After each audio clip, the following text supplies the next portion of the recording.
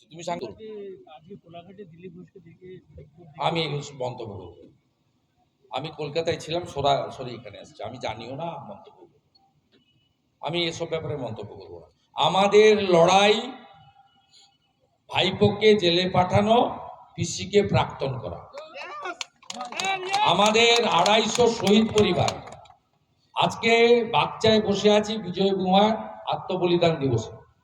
আগামীকাল পশ্চিমবাংলায় ভয়ঙ্কর হরিবোল 2রা মে, তার 4র্থ বর্ষপূর্তি। আমাদের ব্যক্তিগত ইচ্ছা, ব্যক্তিগত আনন্দ ফুর্তি আমরা করতে পারি না যতক্ষণ না এই আত্মবলিদান করা পরিবারগুলোকে আমরা তাদের ঋণ পরিশোধ করতে না পারি। বাগচাতে যারা মঞ্চে আছেন প্রত্যেকটা নেতা জেল খেটেছে।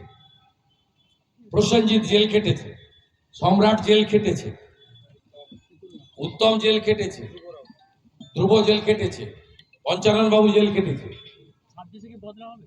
সুশান্ত জেল খেটেছে। 100 জনের নাম আমি বলে দেবো ভাই, জেল খেটেছে। আর একজন তো মাস্টারমশাই কিনা জেল খাটিয়ে নিয়ে চলে গেল, অলোক বাবু, মাস্টারমশাই অলোক বাবু। এই লোক ভালো, আমি কোনো ব্যক্তিগত কিছু বলছি না। তাকে ঝাড়গ্রাম বিজেপি অফিসের শেল্টারে ছিল, জেলে নিয়ে গেল। তারপরে পুলিশ, তৃণমূল মানে পুলিশ, ওই জন্য পশ্চিমবঙ্গ পুলিশের নাম হয়েছে মমতা পুলিশ। আজকে অলোক বাবুকে দল বদল করিয়েছে, যদিও আমি জানি দেহ আছে ওদিকে, মন আছে এদিকে।